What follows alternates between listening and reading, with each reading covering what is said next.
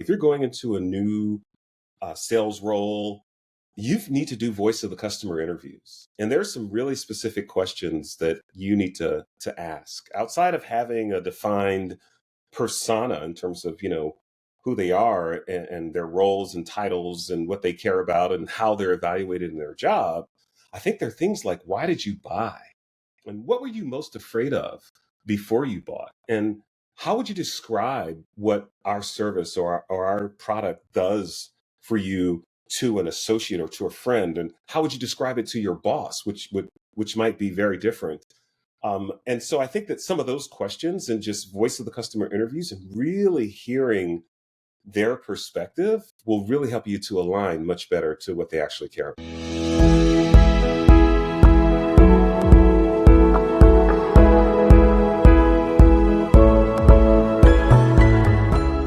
Hello, and welcome to another episode of the Transform Sales Podcast. Today, I am so delighted to have Shawn Matthew Cook with me.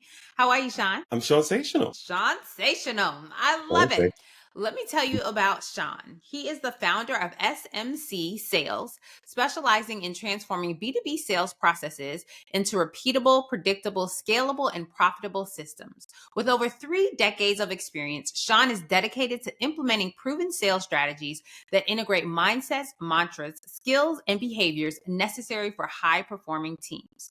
His mission is to ensure no salesperson is left behind, helping sales leaders and their teams achieve top-tier results. Shawn is the author of forthcoming books, The ABCs of Sales and Choose Your Own Adventure, a guidebook to facilitating the B2B buyer's journey with an account-based sales system. So, Shawn, tell us, how did you start your career and how did you become this amazing person that you are today? Well, awesome. And thank you for having me. I really appreciate it. My journey into sales actually began unexpectedly in the late 1980s. I started selling Time Life books and music over the phone. And initially, I was drawn to broadcasting. That's what I really wanted to do. And I instead discovered a deep passion for sales, a path that I've pursued over 3 decades alongside being married for 38 years now. So outside of my wife, which is my first love, sales really became my first love. I transitioned to B2B sales in the mid 90s, and I've directed high performance teams in the challenging MarTech sector for about the last 15 years, a notoriously tough, audience. And all these experiences for me revealed gaps in leadership and sales enablement. It prompted me to actually establish SMC Sales. And here's where I focus on empowering, businesses through tailored leadership coaching, driven by my mission, which is to bridge these industry gaps and to make sales repeatable and predictable and scalable and profitable. And as you mentioned, on the way, I'm writing a couple of books that are tied to this journey. But ultimately, I believe that everybody possesses, unique powers that can elevate us to superhero status in our professional and personal lives. It's a theme that's really central to my work at SMC Sales or B2BSalesSuperheroes.com. And my goal is to be a trusted partner and help clients unleash their potential and achieve success. That's awesome. So when we rewind to young Shawn, who was just embarking on a sales career, what are some of the fears, some of the apprehensions that you had about even stepping into a career of sales? I think there was a perception of salespeople that they weren't trusted, and trust was, I don't know, it's always been important to me. So I think it was this idea of being trusted, of not being sleazy or underhanded or deceitful, and I never wanted to be perceived that way, and so that caused some hesitation early on. Yeah, I think that unfortunately, that is still a preconceived notion that people have, that salespeople can't be trusted, that Yeah. they're just in it for the money, that they're selfish, that they're sleazy. I did a sales training recently, and a person on the training was like, I don't want to be that hard closer where I'm just coming in and launching for the sale. So I usually don't even ask for it, which is a whole nother issue. Oh my goodness. But when we think about becoming that trusted advisor, becoming really breaking that persona that the world has put on salespeople, what are some of the things that you were able to do early in your career to really break that paradigm for yourself? I would say listening. Listening is critical in anything, but in sales, I think it's even more so. And I felt like I had a good ear. I still today listen to hundreds of sales calls because I'm always listening for, am I coming across? Is the customer hearing what I'm saying? Am I hearing what they're saying? And I've also found that putting yourself in the seat of your buyer is a key to really establishing trust. Because if I don't know that, people don't care how much you know until they know how much you care. And I think that by sitting in the seat of your buyer, that takes away a lot of the anxiety that you might have around establishing trust. Ah, so not just thinking about yourself, not just thinking about your goals, but really stepping into that buyer's perspective. How does somebody go about doing that if they have been under that veil of I'm just going for the hard close? It's actually an exercise that I perform for my clients, and that I would recommend anybody. If you're going into a new sales role, you need to do voice of the customer interviews. And there's some really specific questions that you need to ask outside of having a defined persona in terms of, who they are and their roles and titles and what they care about and how they're evaluated in their job. I think there are things like, why did you buy? And what were you most afraid of before you bought? And how would you describe what our service or our product does for you to an associate or to a friend? And how would you describe it to your boss, which might be very different? And so I think that some of those questions and just voice of the customer interviews and really hearing their perspective will really help you to align much better to what they actually care about. Yes, learn to speak the language of the people who are buying from you, because Absolutely. we use a lot of times we use our own terminology, or we use the things that are important to us and they don't resonate with our buyer. So for me in my sales career, I am a chemist by trade, but I always sold to engineers. So I tell people I speak engineer fluently because I had to learn the terms that were important for them. I had to Yeah. understand the problems that they were trying to solve with the solutions that I offered. And so it doesn't matter how great the product I'm selling or all of the amazing things that it does is if I'm not speaking their language. Yeah, 100%. I liken it to, and I've had so many experiences in health tech and ed tech and martech over the years, but I liken it to, and I wrote an article about this. Think like a lawyer, but act like a doctor, right? Mm. And the doctor is asking, even when they might know the answers, they've been to school for a number of years, they already know what some of the answers are. They're still curious and they are trusted, by the way. And so we have to think about those things and then act like a lawyer where you're trying to put a preponderance of evidence. I gave these to one of my sales teams once. Like, you need to get the scales, tip the scales of justice in your favor. So you got to find enough evidence that would suggest that the case is yours, right? That's a huge. I bought that for a team thinking that it was this small, and they all got them, and they were huge. Another little story. That I love that the doctor and the lawyer analogy, right? Because those are very real concepts that we as human beings we can apply to our lives, because we know how doctors operate, we know what lawyers do, right? The Yeah, doctors ask all the million questions, the lawyers take all the research, all the briefs, all the things, and they give you a succinct solution, right? yeah, Very pointed to what you need. And I yeah, also think that doctor and lawyer analogy, I would take that a step further to say, think about what a doctor and a lawyer do. yeah. Both doctors and lawyers specialize in their craft. If you have someone who is going through a divorce and you go to an attorney that is a criminal attorney, you're not going to get the right kind of help. If you are pregnant and you go to an orthopedic surgeon, you're not going to get the right kind of help. And That's I so also true. think that there is something to be said about really understanding, like I like to say, niche until it hurts, but understanding your specific buyer persona, the Yeah, people who you sell to, and how you can serve them specifically. yeah. I often say that understanding is the ability to stand under, right? Mm. And I think you need to stand under that person to before you can stand eye to eye with that person to understand their world. So yeah. Understanding. I love it. And like, So I'm going to switch gears just a little bit here, and I want you to chat with us about how was it selling to marketers? Like, what was that even like in your world as a salesperson? Because they know what salespeople are trying to do. Some marketers hate salespeople. So, what are some of the lessons learned and experiences you have from really selling into the marketing industry? so I think it goes back to that first one, which is you have to sit in their seat. Marketers will not be sold. Like I could just like they are resistant to being sold. And so I think that a big part of that is, and this kind of ties to what I've been talking about in Choose Your Own Adventure, because I don't think you can sell anybody anything anymore. I think that one, that person is not making the decision by themselves. There are multiple people that are probably involved. Two, you're not getting a lot of time with that prospect. There's lots of studies now, Gartner and others, that are talking about the supplier or the buyer only getting or the supplier only getting 15% of the buyer's actual time or Mm. less.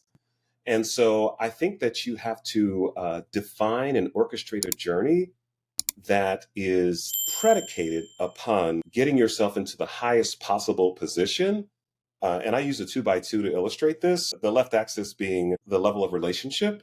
You can no longer just be a vendor or a supplier or even a solutions consultant. I think you have to be a strategic contributor and with the goal of being a trusted advisor. And that means you got to know Mhm. not just your product and your services, you got to know their business. You got to really do your research and prepare for conversations with marketers, particularly because they will not be sold. Like you have to know your craft going into them. It goes back to what we were talking about earlier. If that left axis is level of relationship, the bottom axis is level of process. And I don't think that you can have a random, informal processes when you are dealing with marketers who are moving around. They're very event driven. They're doing a lot of different things.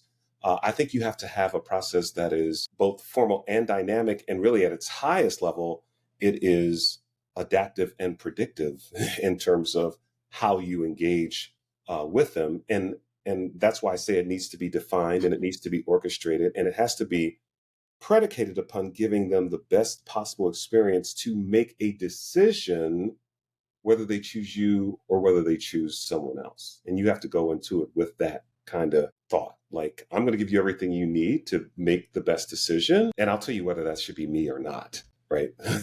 So I think we should be now focused on facilitating buying processes rather than trying to sell. Well, one of the things that I know is I'm the worst person to sell to because I am a salesperson. So I can pick up all the little tricks and techniques and things that people are trying to do. And so again, if you are selling to marketers, if you're selling to someone that has affinity to what you do, so say I'm a technical salesperson, I'm selling to another technical person, it is my job and my responsibility to step into their world. My selling process must align with their buying process. If Mhm. their buying process is, first of all, I'm never in my office. I am always out in the field. I'm always walking the plant floor, for instance. I'm never sitting at my desk.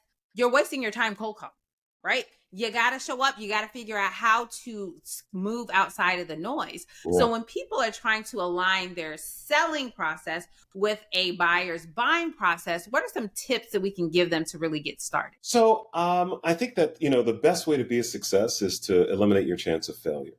And so I always think about what are the things that would cause someone to lose, and how can I preemptively address those things. And so when it comes to again aligning to what buyers care about, how they buy, I think that you have to know, like, if someone is truly evaluating a solution, there's a couple of things that are going to happen in every deal. Particularly, I'm talking about technology in general.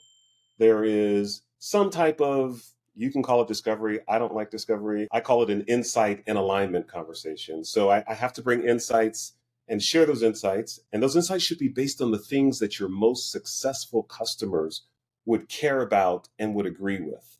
And if they agree with those same things, then there's a reason for us to continue the conversation.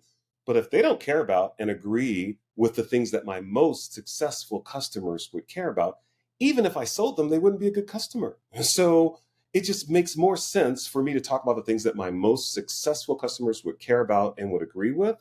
Now, I can do that in the form of what I'd like to call a commercial teaching, because if you're not bringing something new to the table that is teaching them something that is, or changing the way that they think about something, that, or reframing something that they were thinking about before, then you're going to be out in the hallway with all the other salespeople. So, like, I think that you have to have some type of commercial teaching, some type of why us, why now conversation that is used to catalyze action and is built on psychology, if you will, relative to I like to call it inception, but that is built on psychology that has some type of emotional impact relative to what that person would actually care about.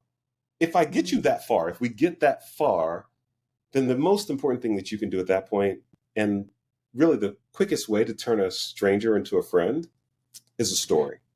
And I think we are underarmed today in sales with stories, with true stories that captivate and that illustrate and that connect with buyers. And we need better stories. Yeah, one of the people on my team, she's like, Wesleyne, have you done everything in life?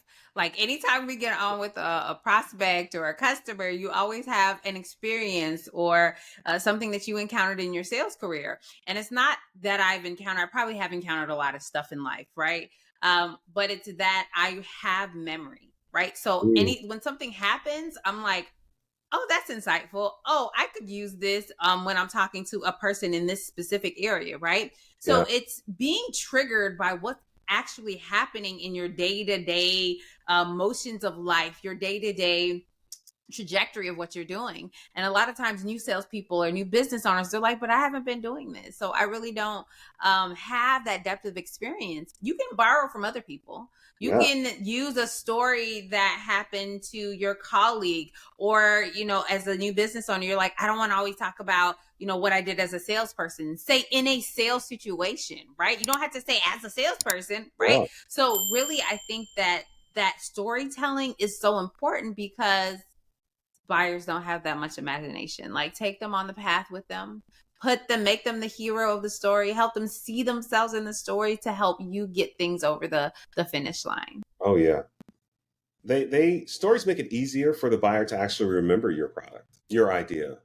Um, they can actually increase the value of your product. A good story.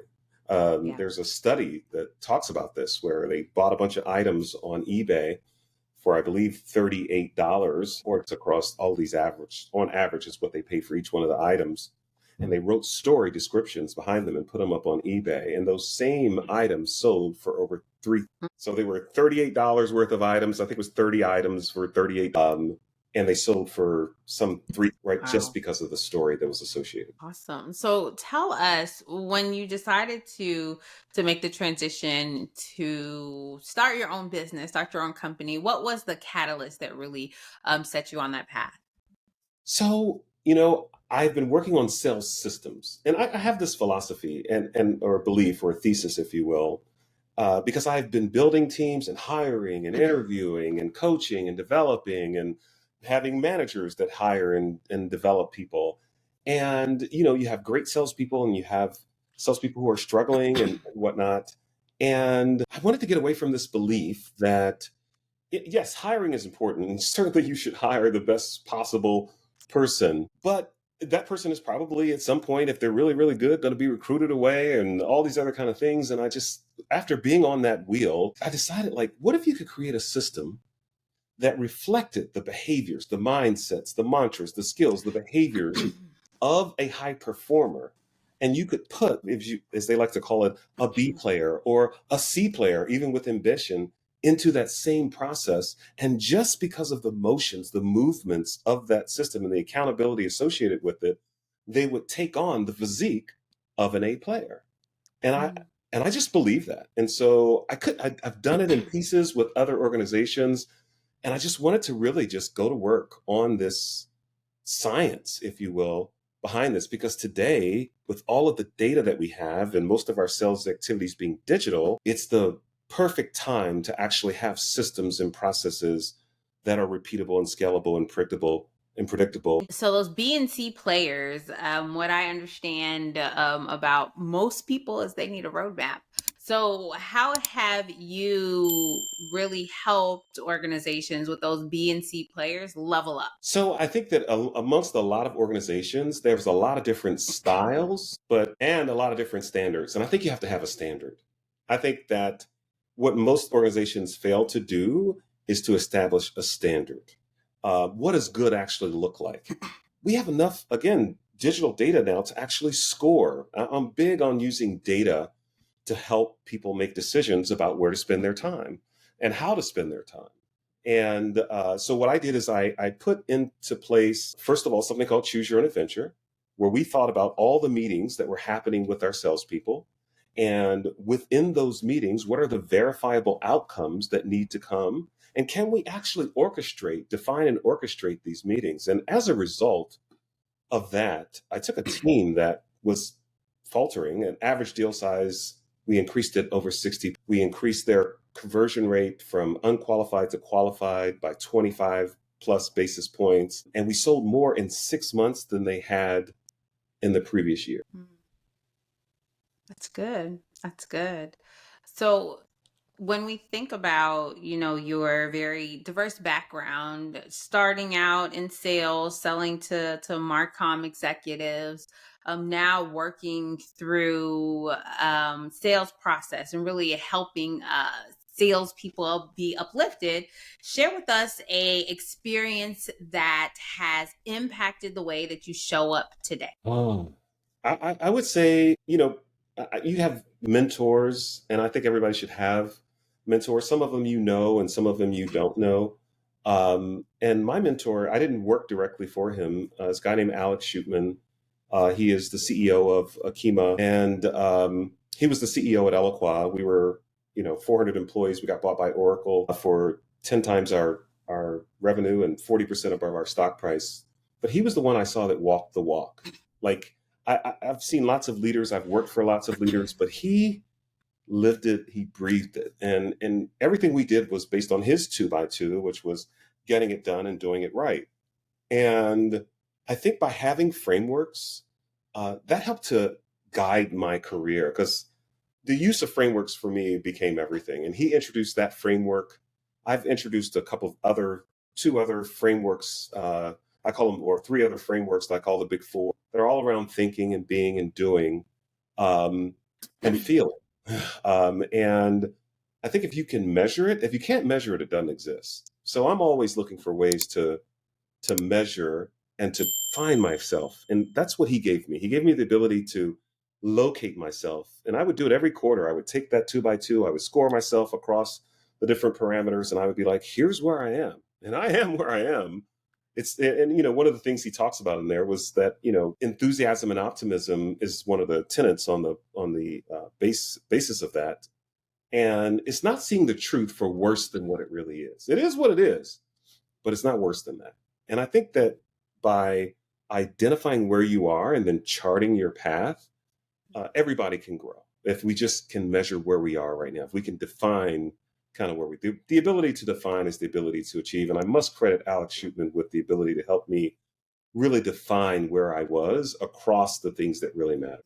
That's so good. That's so good. Mentors, allies, people who help pull us up and inspire us to be our best selves. Yeah. I definitely will say throughout my career, I have experienced some of that myself. So thank you so much for sharing. As we get ready to wrap up, share with us, what is the one best way that people can reach out to you if they want to chat with you more? Definitely LinkedIn. I'm always on LinkedIn, but you can go to my website, B2B Sales Superheroes. You can email me, Shawn at b2bsalessuperheroes.com. And I'm hoping to up my game and be more like you and visible across TikTok and other social platforms, doing a little bit more with video. So more to come, more to come. Well, thank you so much, Shawn, for your time, your talent, and your expertise. This has been an amazing conversation. I appreciate you so much, and thank you for everything you're doing. I think that I've listened to a bunch of your episodes. Larry Long was amazing, by the way. I thought you and he had a great time, and I had a great time just listening. But continue to do the things you're doing, and I'm excited to see what becomes of this podcast because it's really great. Thank you so much for the opportunity. Well, thank you so much for being here. And that was another episode of the Transform Sales Podcast. Remember, in all that you do, transform your sales. Until next time.